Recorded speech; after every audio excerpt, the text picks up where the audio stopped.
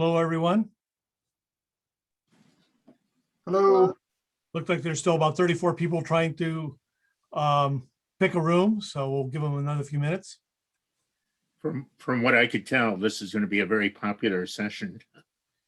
Of course, because I'm in it. No.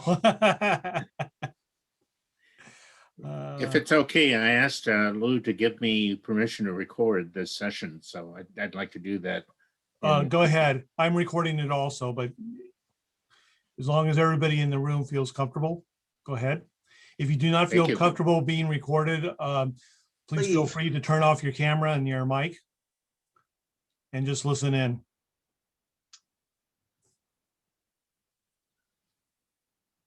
Okay, so looks like there's still a few people out there, so we may have some people jumping in. But what I'd like to do is just hear from you guys and find out some things that you may have done or questions you may have. I'd like you to start off by telling us the size of the group that you expect to have. So, what's your average attendance to your meetings? So that'll give everybody an idea of what you're trying to achieve as far as different types of setups. But what we're trying to find is some great ideas on how to get better engagement. I personally believe that when you're trying to come up with a great meeting, you have to remember with Zoom, now instead of just having our regular club members see our meetings, we can now have a great big audience out there that sees it. So one of the reasons why you want to have good engagement is because you don't want to put out a bad product that people see and don't want to know more about you. So who would like to start?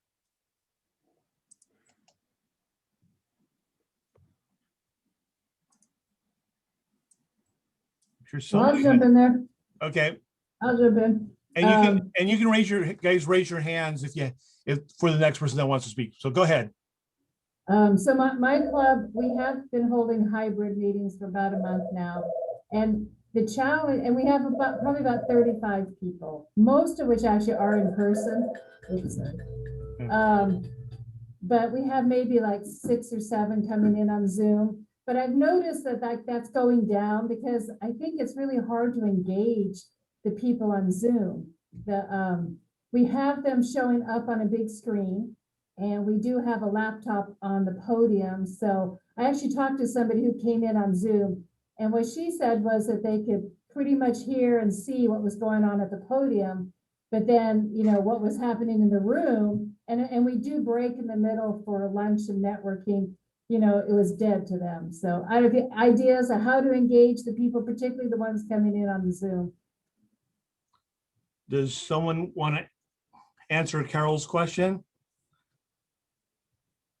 Well, let me give you a couple things. One is if they're presenting, with a hybrid meeting, you can throw them up on whether it's the projector or the screen, whatever, and have them participate in the meeting just like they're there. So if you have committee reports or you have upcoming event reports, those people that are not in the meeting can be presenting that. And if they're up on the screen, then everybody in the room can see them also. My club personally, we do a lot of polls. We do things to make it just entertaining, like videos and other stuff. So that gets both parties involved.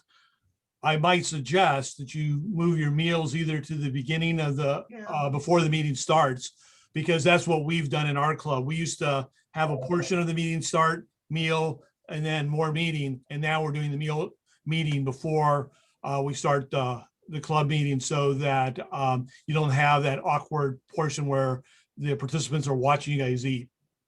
Yeah, I heard that. That was a good suggestion. And this is maybe more on the tech side. We have a challenge with having people speak when they're on Zoom. I don't know if other people have had that on the technical side. Well, what you have to do is you have to have an output out of your computer that's bringing it in. And so if, like Corey was talking about, and we do in our club meeting, we run a audio mixer. So we're mixing our 2 wireless mics. So we have one on the stage, one that goes around to the members, so when they're talking, they can be heard. but we also have the output of our computer going through this PA system so that we can hear the people that are talking on Zoom. Okay, good idea. Any other suggestions for Carol?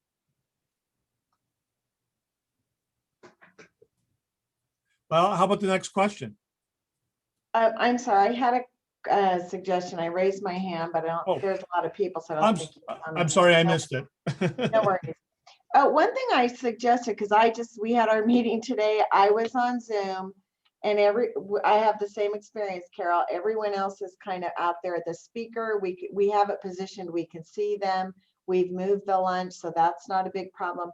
And we actually had a guest from, she's a Rotarian from India who comes here once in a while, so she visited our club. But I was thinking about this, when you say polls, it would be fun if the Rotarians in the room had their cell phones on and they logged into the Zoom, so then they could chat with the people on Zoom.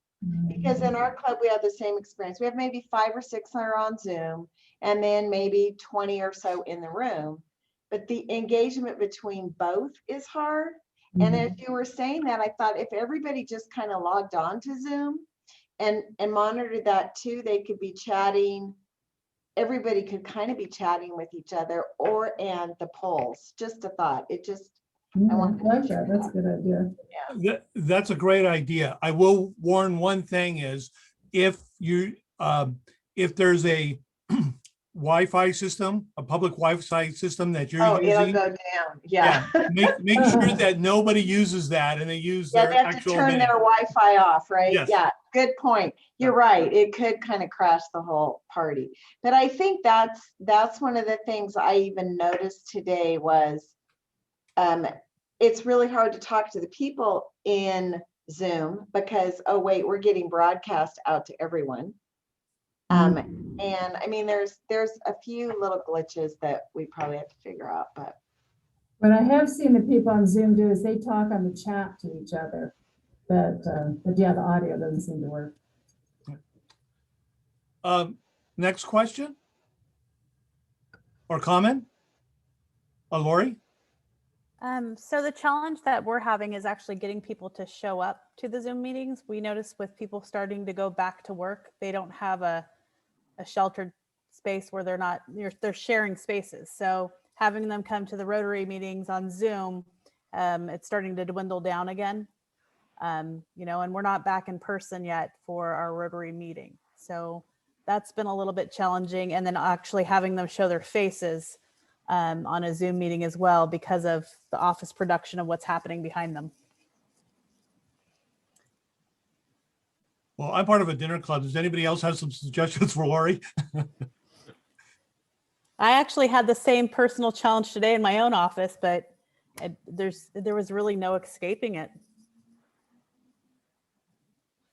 I guess I'm wondering, we don't maybe have all the right answers, but certainly they can, choose a different virtual background.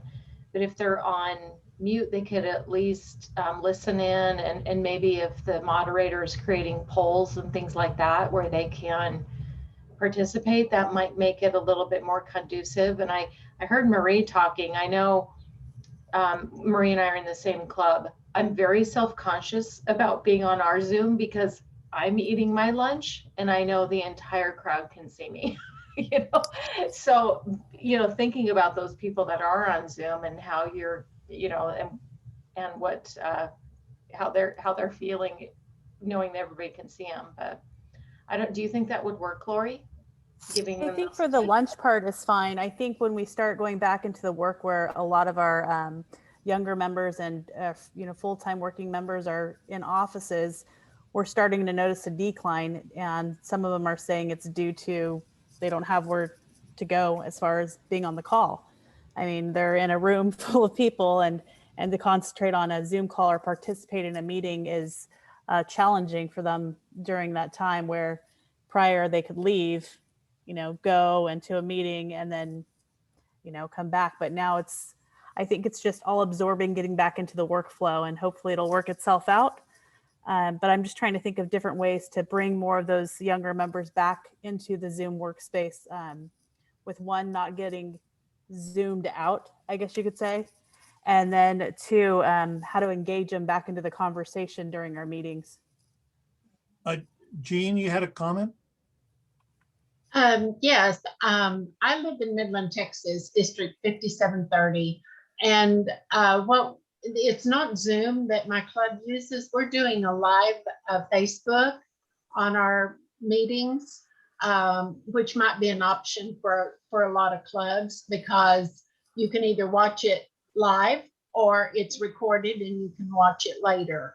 The only problem we have is that you can either see the speaker and not a PowerPoint presentation, or you can see the PowerPoint presentation and not see the speaker. So that's kind of a challenge that we're working on. I have a comment, two comments on that. Does everybody know that if you're running a Zoom meeting, you can also be broadcasting on Facebook Live at the same time? Oh, So you can do both Awesome. at the same time. The second thing is, one of the things that my club has done is when we have a PowerPoint going, we don't use a webcam. We actually use a video camera. So we got a little bit of an investment there, but that allows us, the camera person, to show the speaker and go to the PowerPoint back and forth. So that's something you might want to consider if you want. That'd be another way of doing that. thank you.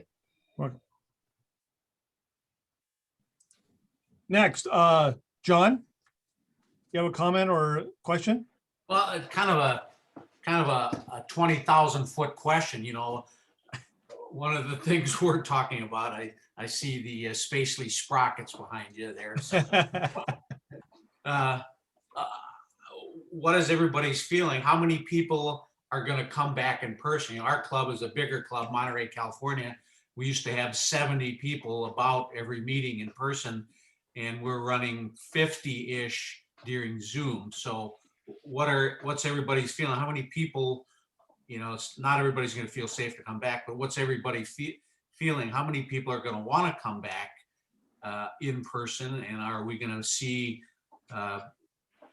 you know, both rotary, you know, both Zoom and in person hybrid meetings? How long is that going to take? So I guess that's the $64,000 question that I'm thinking about. John, can I ask a follow-up question before we get some answers from the crowd? Do you expect to continue hybrid meetings when, you know, when there's no need for, you know, the people are all comfortable coming in, will you still run hybrid meetings? Yeah, well, that's a great question, Ray. I think that's to be determined. Okay. So I don't know. I can't answer that now. So don't know. Jean, you have a comment for him? I'm sorry, I was trying to take my raised hand down and. Oh, okay. How about Maria? You know, it's interesting because that is the $64,000 question. What I've determined is, for me, I attend more Rotary meetings via Zoom because it's convenient. I can schedule, you know, right up to it. I mean, and I block out my time and I don't have the drive time. So our club, you know, we definitely been doing hybrid. We live in Idaho, so we've been doing hybrid for a while. And I think, you know, I don't know if we're going to continue, but I know other clubs are realizing that it's a great way to keep people engaged and give them an option, because you can zip in and zip out. You know, I have a private office, so it makes it a little bit easier. But then the second thing, and other clubs are talking about, and this is just a thought, that the getting together is really important. And some clubs are thinking, well, why don't we do 2 Zoom meetings a month? And then we do one where we all gather, and, you know, and then maybe one's a service project. And it sounds funny, but it's kind of changing it up a little bit. And it may get those, you say you have 64 members, it may get those other 14 re-engaged. I don't know. I think we're all asking that very same question, but I know for me personally, job changed during all this, and I'm now 20 minutes away from the meeting. So I don't have 2 hours at lunch. So I think that those are all reality that we can keep people. Maybe they've moved because of COVID somewhere else, but let's keep them engaged in our club. Anyway, just a thought. Thank you. Al? Yes, I was just gonna make a comment in response to John's question.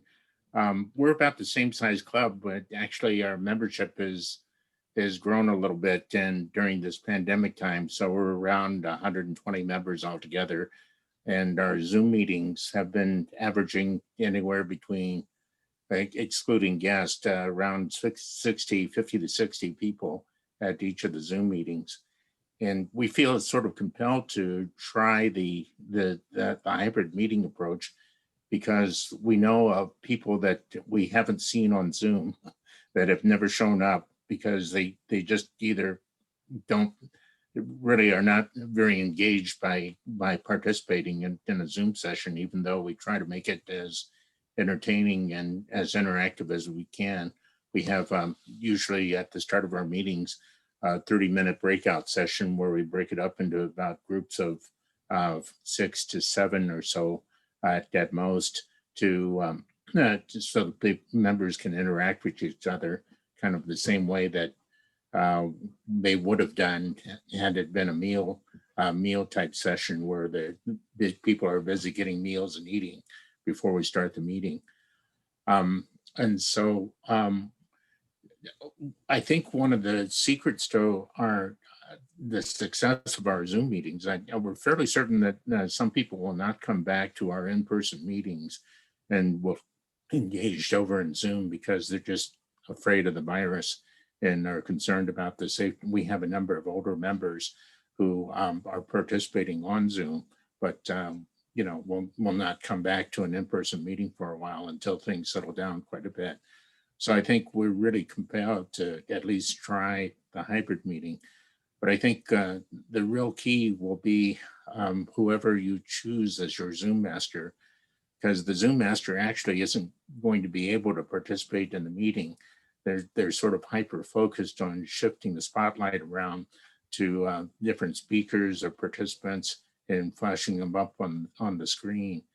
And we also meet in an area that has a PA system and a sound mixer so that we'll be able to get the sound to people participating on Zoom and broadcast it to the rest of the membership. So it's going to be quite challenging, but I think the role of the Zoom master is quite key. It's kind of, I tell people it's a lot like being a television producer.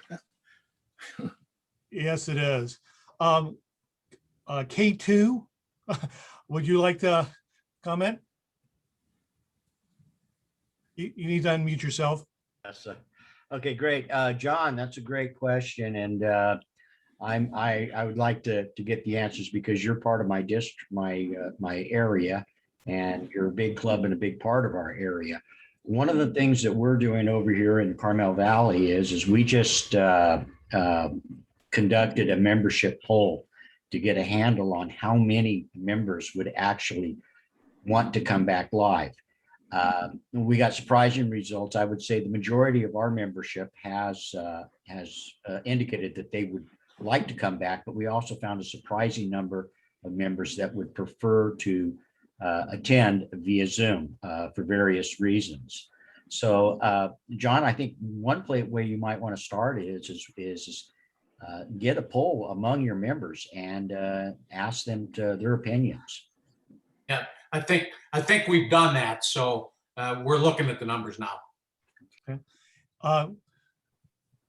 Carol, did you still want to speak? I'm sorry. Well, I was just gonna say that my club's experience has been a huge drop. We used to have about 60 pre-COVID.